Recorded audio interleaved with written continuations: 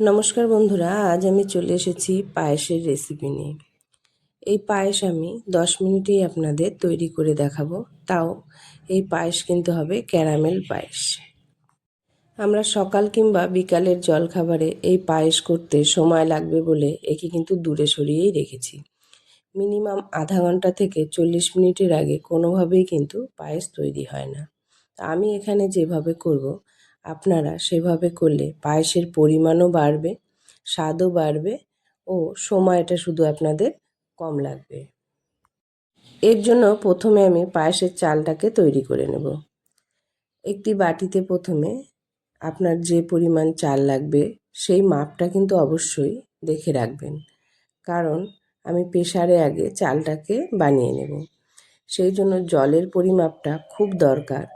আপনারা যত পরিমাণ চাল দেবেন তার 3 গুণ জল দিয়ে প্রেসারে শুধু 2টো সিটি দিয়ে নামিয়ে নিলেই দেখবেন আপনাদের পায়েসের চাল একদম ঝরঝরে হয়ে রেডি হয়ে গেছে।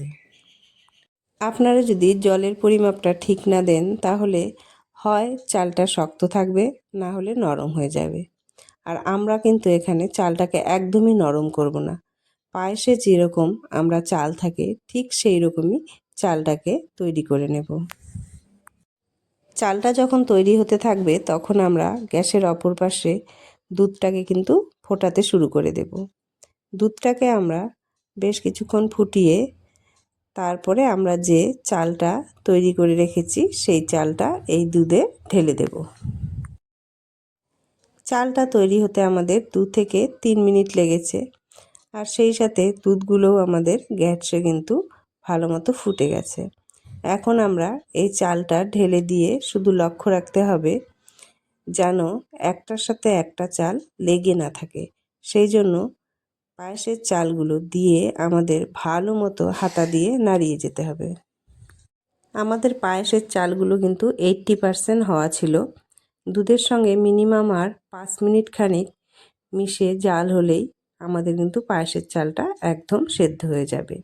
তো চালগুলো যাতে একটার সাথে একটা না লেগে থাকে ভালো করে নাড়িয়ে নিয়ে কিছুক্ষণ তারপরে আমরা দেখা যাবে যখন দুধে চালে বেশ সুন্দর করে মিশে গেছে তখন আমরা একটি চাল উঠিয়ে নিয়ে দেখে নেব যে চালটা ঠিকঠাক সেদ্ধ হয়েছে কিনা। চালটা যদি ঠিকঠাক সেদ্ধ হয়ে থাকে তখন আমি তাতে দিয়ে দেব চিনি। চিনিটা কিন্তু আমরা প্রথমে একটু কম পরিমাণেই দেব। মিষ্টিটা একটু কমই রাখবো, কেননা এটা ক্যারামেল পায়েস হবে যেহেতু। তাই পরে আবার যেহেতু আমরা চিনির ব্যবহার করব, তাই কিন্তু আমরা প্রথমেই একদম বেশি মিষ্টি দিয়ে ফেলবো না। দুধের জালটা যেহেতু তুলনামূলক কম হয়েছে, তাই আমরা এই পায়েসের দুধের থেকে একটি বাটিতে অল্প দুধ তুলে নিয়ে তাতে দিয়ে দিব অল্প চালের গুঁড়ো। চালের গুঁড়োটা ভালো করে মিশে আসবে যখন, তখন তাতে আমরা দিয়ে দিব 1 প্যাকেট গুঁড়ো দুধ। দুটিকে ভালো করে একসাথে মিলিয়ে নিয়ে যাতে কোনো দানা না থাকে, তারপর আমরা এই মাখাটিকে পায়েসে ঢেলে দেব। কেননা পাতলা পায়েস কিন্তু খেতে কখনোই ভালো লাগবে না। তাই আমরা এইটি দেওয়াতে পায়েসটা কিন্তু 2 মিনিটের মধ্যেই অনেকটা ঘন হয়ে যাবে এবং মিল্ক পাউডারের জন্য স্বাদটাও অনেকটা বেড়ে যাবে। এই পেস্টটি দেবার আগে আমি পায়েসে দিয়ে দিব কিছু কিশমিশ, যেটি আমি সরাসরি ব্যবহার না করে লম্বা করে কেটে নিয়ে ব্যবহার করেছি। আপনারা চাইলে এর সাথে কাজু বাদামও দিতে পারেন।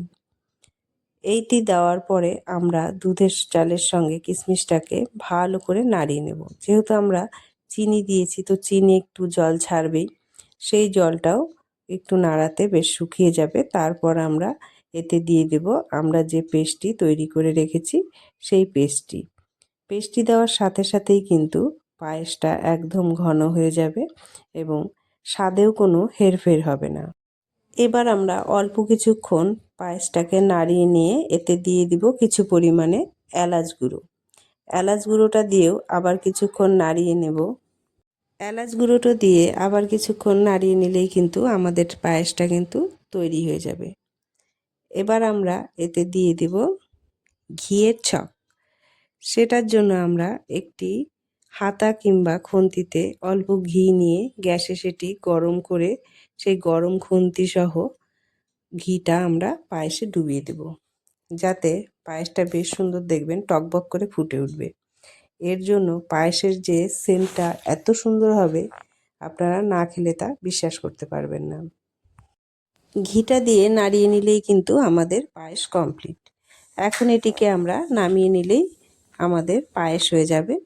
তবে আমরা এখন এটিকে কিভাবে ক্যারামেল তৈরি করব সেটা দেখুন।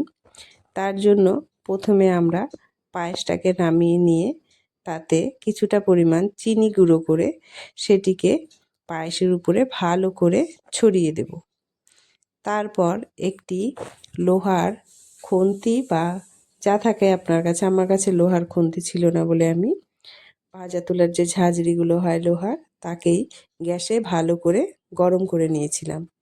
তারপর সেই লোহার গরম ঝাঁঝরিটাকে এই চিনির উপরে যেই গরম অবস্থায় ধরেছি, তখন কিন্তু দেখুন কি সুন্দর ম্যাজিকের মতো এত সুন্দর ধোয়া হয়ে পায়েসটা ক্যারামেল তৈরি হয়ে গেল, দেখতেও সুন্দর লাগছিল। এভাবেই কম সময়ে অনেকক্ষণ ধরে চাল ফুটানোর ঝামেলা না নিয়ে অল্প সময়ে চটজলদি করে আপনারা পায়েস তৈরি করে নিতে পারেন।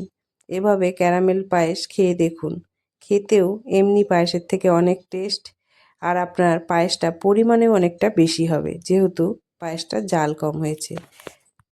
তবে আর কি, কম সময়ে বেশি পরিমাণের বেশি স্বাদের টেস্টি পায়েস তৈরি করে ফেলুন। ভিডিওটি ভালো লাগলে অবশ্যই লাইক ও সাবস্ক্রাইব করে দেবেন।